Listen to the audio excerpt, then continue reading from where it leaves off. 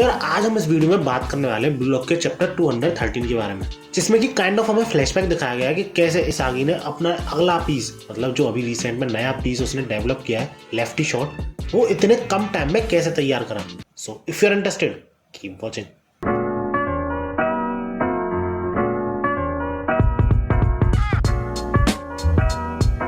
तो जैसे कि हमने पिछले चैप्टर यानी चैप्टर 212 में देखा ही था कि बोरो के पास को इंटरसेप्ट करने के बाद इसागी बिना रुके अपने पेनल्टी एरिया से अपोजिशन टीम के पेनल्टी एरिया तक बिना रुके बड़ी आसानी से और स्मूथली पहुंच जाता है। और जहां हम सबको लग रहा था कि कोई ना कोई आके फिर से रोकेगा, उसे बड़ी आसानी से गोल भी कर देता है सरप्राइजिंग लेफ्टी शॉट के साथ। और यार ये हम सब के लिए भी सरप्राइजिंग था, क्योंकि कुछ ही दिन में इतना तगड़ा वेपन तैयार करना और वो भी बिना किसी के भनक लगे आसान तो है नहीं।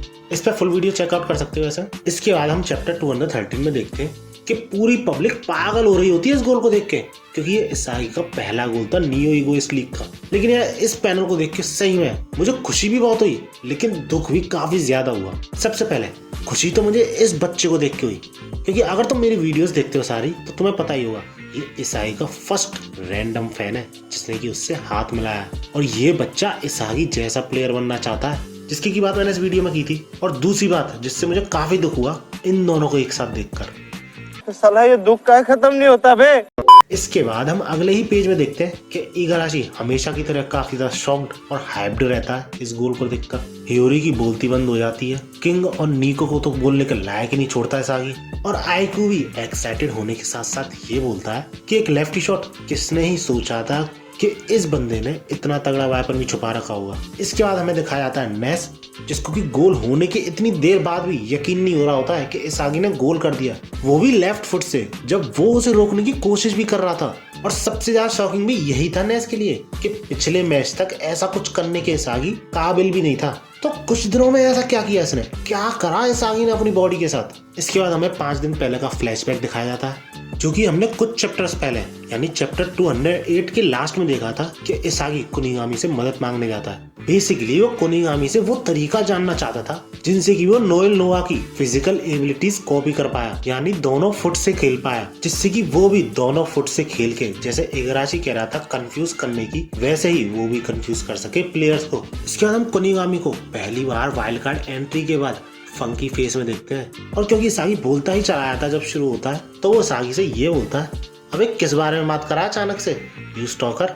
जिस पे इसागी को समझ में आता है वो ज्यादा ही बोलता ही चला गया और टू द पॉइंट बात करते हुए ये बोलता है कि मुझे तुम्हारे साथ सिर्फ ट्रेन करने दो, मैं तुम्हें तुम्हारी बॉडी यूज करते हुए देखना चाहता हूँ, स्टडी करना चाहता हूँ। जिस पे कुनिगामी साफ मना कर देता है, क्योंकि ऐसा करने पर जिस चीज में वो अच्छा है यानी इसागी, वो भी खराब हो सकती है। और ये सुनते ही इसागी पूरा शॉक्ड, जिस पर कुनिगामी अपनी एक्सप्लेनेशन ये देता है कि मुझे तो जबरदस्ती 2 फुटेड बनाया गया था सरवाइव करने के लिए वाइल्ड कार्ड में, बट ये चीज मुझ पे काम इसलिए कर पाई, मैं वाइल्ड कार्ड को क्लियर इसलिए कर पाया क्योंकि मेरे पास नेसेसरी फिजिकल एबिलिटीज थी। और अगर तुम बिना कुछ सोचे समझे मुझे कॉपी करने की कोशिश करोगे और गलत पार्टों को ट्रेन कर लोगे अपनी बॉडी के, तो तुम्हारे बॉडी का बैलेंस भी बिगड़ सकता है और इसके काफी ज्यादा हाई चांसेस है कि तुम्हारी परफॉर्मेंस बढ़िया होना तो दूर उल्टा बिगड़ जाए। और कुनिगामी उस ट्रेनिंग रूम को छोड़ते हुए ये बोलता है कि ताकतवर बनने के लिए ऐसा करने की सोचना ही मत, और अगर तुम ऐसा करते हो तो फुटबॉल प्लेयर बनना भूल जाओ।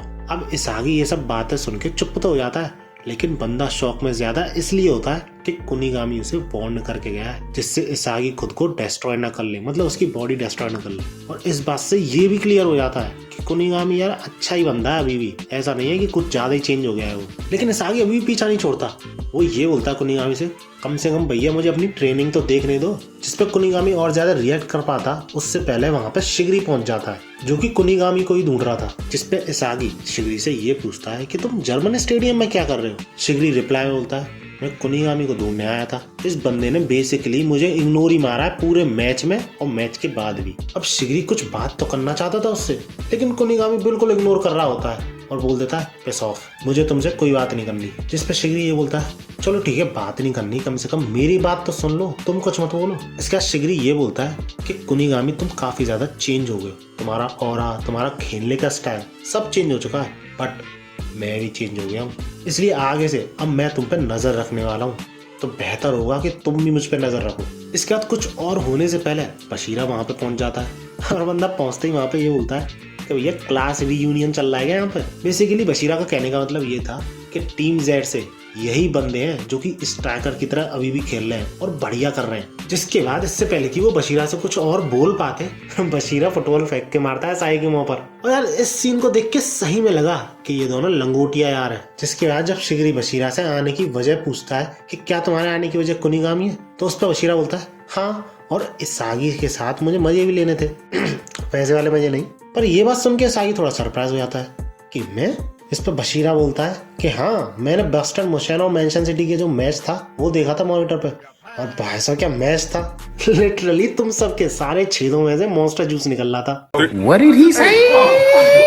अब ये बात सुन के इसागी और शिगरी थोड़े सोच में चले आते हैं कि कहना क्या चाह रहा है। हमेशा की तरह इसकी बात सर से ऊपर ही जाती है और इसके बाद भी रुकता नहीं है बशीरा। उन सब के बारे में क्या क्या चीजें बढ़िया लगी उसे मैनचेस्टर सिटी वर्सेस बास्टन मुशैन वाले मैच में, वो सब बोलता ही चला जाता है। बट वो स्पेशली कुनिगामी के साथ ट्रेन होने के लिए आया था। बट इस सब से कुनिगामी इरिटेटेड फील कर रहा होता है क्योंकि उसे अकेला ट्रेन करना पसंद है। भैया इतना टाइम हो गया किसी के साथ ट्रेनिंग करे हुए उसको, और क्योंकि वो तीनों अपनी नई टेक्निक्स को देखना चाहते थे ट्राई करके, तो वो 2-on-2 का मैच करने की सोचते हैं। और बशीरा हमेशा की तरह ईसाई के साथ टीम अप करने की बोलता है। और इन सब बातों के बाद ईसाई को ये रियलाइज होता है कि बशीरा और शिगरी कितना भी ज्यादा इवॉल्व क्यों ना कर ले, वो कोई अलग चीज पे काम नहीं कर रहे हैं। जैसे कि शिगरी अपनी स्पीड पर ही काम कर रहा है, उसी चीज को इवॉल्व कर रहा है, और बशीरा अपनी ड्रिबलिंग को ही इवॉल्व कर रहा है, किसी और वेपन के पीछे नहीं भाग रहे हैं वो। और फिर भी इतना कैपेबल है वो खेलने के। तब जाके ईसाई को ये समझ में आता है कि शायद सब कुछ चेंज करने की जरूरत ही नहीं है। मैं ज्यादा ही पीछे पड़ गया था 2 पैरों से खेलने के लिए, लेकिन उसे चाहिए तो सिर्फ लेफ्ट फुट के लिए एक साइड वेपन, या फिर बोलूं ऑल्टरनेटिव वेपन, जिसे वो कभी भी यूज कर सके, एक सेकेंडरी वेपन की तरह जिस पे ज्यादा काम करने की उसे जरूरत नहीं है।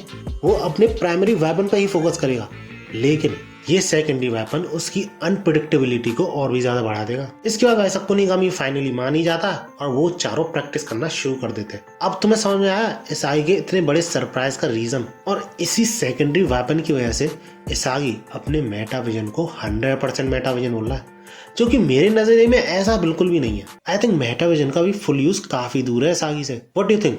लेट मी नो इन कमेंट्स। वीडियो अच्छी लगी तो लाइक जरूर करना, और ऐसी ही वीडियोस के लिए मेरे चैनल को सब्सक्राइब जरूर कर लेना। भागो। もういい。大体分かった。